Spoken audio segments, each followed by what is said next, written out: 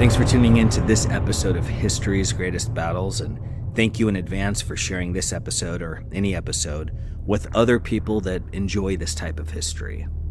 You know, I try to give a brief setting of the stage, if you will, a historical background before each episode. This particular episode is really about the true founding of Christianity in Europe and the West as its guiding belief set. But the stage is a really confusing web of characters, plans, failures, and successes. So as I embark on the telling of this story, realize that for visual people, it'll probably be best to look up, perhaps, a diagram online of the various factions and parties involved. Regardless, this is the story of Christianity dominance in Europe. Let's now experience the Battle of Milvian Bridge. Welcome to History's Greatest Battles, Season 1, Episode 68, The Battle of Milvian Bridge, the 27th of October, 312 Current Era. Italian forces, roughly 75,000 soldiers. Gallic forces, roughly 50,000 soldiers. With his triumph, Constantine seized unchallenged mastery over the Western Roman Empire, unleashing a seismic shift that would propel Christianity from persecuted sect to the empire's sacred creed, forging the spiritual destiny of Europe in a single, irrevocable stroke. Few struggles in Roman history wound their way through such a tangled web of ambition, betrayal, and bloodshed as those that ultimately brought the armies of the Western Roman Empire to Milvian Bridge, where a single brutal clash would determine the future of an empire. Over the turbulent span of 49 years between 235 and 284, no fewer than 26 emperors claimed the throne of Rome. It was a time when any man with the loyalty of a legion or two would claw his way to power, only to be torn from it as swiftly in a relentless cycle of conquest and downfall. At last, in 284, Diocletian, a soldier hardened in the rugged landscapes of Illyria, seized the throne with an iron grip, and he kept it. Once entrenched in power, he turned his strategic genius toward an audacious goal: stabilizing an empire that had nearly torn itself apart. Diocletian's vision demanded heavier taxation, yet his reforms brought a rare balance to the burdens, distributing them more fairly than in generations past. With these funds, he expanded both bureaucracy and military forces so aggressively that whispers circulated. There were now more bureaucrats and soldiers than citizens to pay their wages. Though these measures restored a measure of calm, Diocletian knew that true stability required far more. Understanding that no single man could effectively rule from Britain to Persia, he envisioned a radical solution: the tetrarchy, rule divided among 4 men. Diocletian, setting his own seat of power in Nicomedia, stationed on the western shore of the Sea of Marmora, appointed a second emperor, Maximian, to reign from the heart of Italy. Diocletian and Maximian would share the title of Augustus, supreme rulers, yet each appointed a trusted subordinate, a Caesar, to aid them in governing their immense territories. Entrusting the Eastern Empire to the ferocious Galerius and the Western to the seasoned Constantius, Diocletian crafted a clear line of succession. Each Caesar would succeed his Augustus, ensuring a stability Rome had not seen in decades. This new order promised a stability and orderly succession that had long been absent as emperors rose and fell in the preceding decades. In a move that shocked the empire, Diocletian chose to retire in 305, convincing Maximian to join him. Following the plan, Constantius and Galerius ascended to Augustus, naming Flavius Severus as Caesar in the west and Maximinus Daia in the east. But these appointments sent ripples of resentment through those who believed they held a right to power by blood. Constantine, the son of Constantius, and Valerius Maxentius, the son of Maximian. That simmering resentment erupted into defiance when Constantius died in 306. His legions, stationed in Britain and Gaul, rallied behind Constantine, proclaiming him not merely Caesar, but Augustus, though Constantine himself initially deferred, accepting the lower title. Constantine accepted his role as Caesar, but the office of Augustus in the West fell to Severus, the acting Caesar. Yet in Italy, a fresh challenge erupted as soldiers proclaimed Maximian's son, Maxentius as Augustus, disregarding Severus's rightful claim. Thus began a savage civil war that saw Severus meet his end, while Maxentius seized the title of Augustus in the west, only to relinquish it to his father Maximian, who returned from retirement to reclaim his power. But peace was fleeting. Galerius, ruling in the east, scorned both Constantine and Maximian's claims to the western Augustus, determined instead to impose his own will. Galerius then elevated his loyal general Licinius to replace Severus as Augustus, and mobilized his armies to march on Italy to enforce this choice by brute force. As Galerius's forces surged into Italy, Maxentius seized the moment to depose his own father, declaring himself Augustus of the West. Meanwhile, Galerius's nephew, Maximinius Daia, claimed the rank of Augustus in the east. What had once been a position for two supreme rulers was now fractured across 6 ambitious men, leaving the position of Caesar empty and the empire tangled in an unprecedented web of rivalries. At last, Diocletian, aging yet still resolute, intervened, summoning these war-weary rivals to a council at Carnuntum in 308, deep in the empire's contested heartland. There, he demanded order. Maximian was forced into a second retirement, while the others grudgingly retained their titles, each given dominion over specific territories to maintain a tenuous peace. Yet Diocletian's command proved ephemeral, lasting a mere 2 years before the fires of ambition reignited among those he had sought to restrain. Now a fugitive from his own son's wrath, Maximian sought refuge in Constantine's court in Gaul. But restlessness stirred within him, and in 310 he betrayed his host, attempting a futile coup.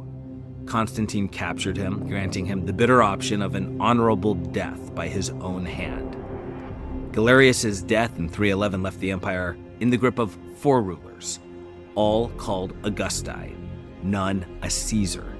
Constantine held Gaul, Maxentius reigned over Italy, Licinius controlled the Balkans, and Maximinius Daia ruled the eastern provinces, each harboring ambitions that would soon lead to renewed conflict.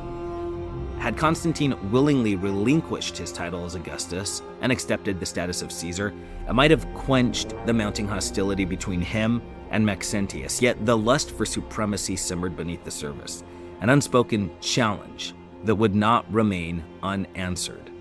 Maxentius, decadent and tyrannical, drained the empire's coffers on his lavish pleasures and overindulged Praetorian guard, while the common people suffered under his neglect. Paranoid and ever fearful of betrayal, he came to see Constantine as a shadowed threat waiting to strike. So, seized by a fierce determination to dominate the entire Western Empire, Maxentius launched preparations in 311 for a full-scale invasion of Gaul, convinced that Constantine's submission would be the only path to absolute power. When word of Maxentius's ambitions reached Constantine, he chose not to wait, but to strike first. From his forces of 100,000 soldiers, he left half behind to guard the vulnerable frontiers of Britain and Germania, prepared to confront his enemy. In the raw dawn of spring 312, Constantine led an army of 40,000 soldiers through the melting snows of the Alps, crossing into northern Italy, resolute and unrelenting. Maxentius dispatched waves of soldiers north, led by trusted generals, to halt Constantine's advance. Yet at Susa, Turin, and Milan, Constantine's forces crushed these defenses one by one, overcoming numerical disadvantages with this lethal efficiency that left no doubt as to his intent. Desperation mounting, Maxentius dispatched his finest general, Ruricius Pompanus, to turn the tide. But even Pompanus fell before Constantine's relentless advance, defeated in fierce battles at Brescia and then Verona. Marching ever southward, Constantine's army remained formidable, bolstered by recruits from the countryside and soldiers drawn from the ranks of his conquered foes, swelling his force with each hard-won mile. By the time he approached the gates of Rome, Constantine's army had grown to nearly 50,000 men strong, while Maxentius, barricaded within the city's walls, awaited him with a force of 75,000 soldiers. The events that unfolded outside Rome would carve themselves into legend. Maxentius, steeped in superstition, consulted the Sibylline prophecies which warned that, quote, "On that day, the enemy of Rome should perish," end quote. Believing Constantine was the doomed foe, he prepared to fight as though the gods themselves were on his side. Certain that Constantine was the foretold enemy of Rome, Maxentius boldly marched his forces beyond the defensive walls of Aurelian. He positioned them on the plains near the village of Rubra, heedless of the danger with the Tiber River, a potential trap, at their backs. Constantine too received an omen, one that would resound through history. On the eve of battle, he experienced a vision, though accounts of it vary, each source presenting it as an extraordinary sign. As recounted by Eusebius and chronicled by Durant, Constantine gazed upon a blazing cross in the heavens, emblazoned with the Greek command en tutoi nika, quote, "In this sign, conquer," end quote. The next morning, a voice called to him with unshakable authority, instructing him to mark his soldiers' shields with the letter X crossed by a line with a curl at the top, a symbol, apparently, of Christ himself. Most sources recall the words on the cross in Latin, "In hoc signo vinces," quote, "In this sign you will conquer," end quote. Dudley recounts yet another vision, wherein Constantine dreamt of the Greek letters Chi and Rho, the sacred initials of Christ, to emblazon on his soldiers' shields. Among Constantine's ranks marched Christians, alongside adherents of the Mithraic cult, each devoted to their own visions of victory. For Mithra's followers, the cross of light represented the unconquerable sun, their god's eternal strength. Constantine himself had long revered Apollo, the divine patron of the sun, yet, according to Eusebius, he now made a solemn vow. Should he emerge victorious, he would devote himself to the Christian faith. Details of the battle still remain elusive in the records, but it is known that both armies positioned their infantry at the heart of their formations, while powerful cavalry contingents flanked them on either side. Constantine himself took command of the cavalry wing, leading the charge. His Gallic horsemen, swift and heavily armored, overpowered Maxentius's lumbering Roman cavalry, while cutting down the lightly armed North African auxiliaries, crushing the flanks. Panic ignited among the infantry as Constantine's men surged forward. Only the Praetorian Guard, Rome's elite warriors, stood firm, resisting the onslaught. Yet even they, overrun by Constantine's relentless infantry, fell where they stood, encircled and outmatched. The remainder of Maxentius's forces, who were gripped by fear and desperation, had only a single route to escape: the narrow Milvian bridge over the Tiber. The bridge became a massive, frantic, trapped soldier, so tightly packed that even Maxentius himself could not reach it. Forced to plunge into the river, he was pulled down by the crushing weight of his armor, drowning as his army disintegrated. The next day, his lifeless body surfaced, a grim emblem of the fate he had tried to escape.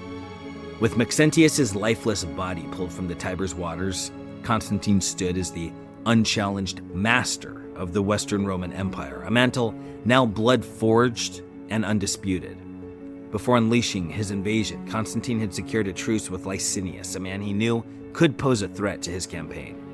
Their pact, sealed by the promise of Licinius's marriage to Constantine's sister, ensured that Licinius would remain neutral as Constantine carved his path to Rome.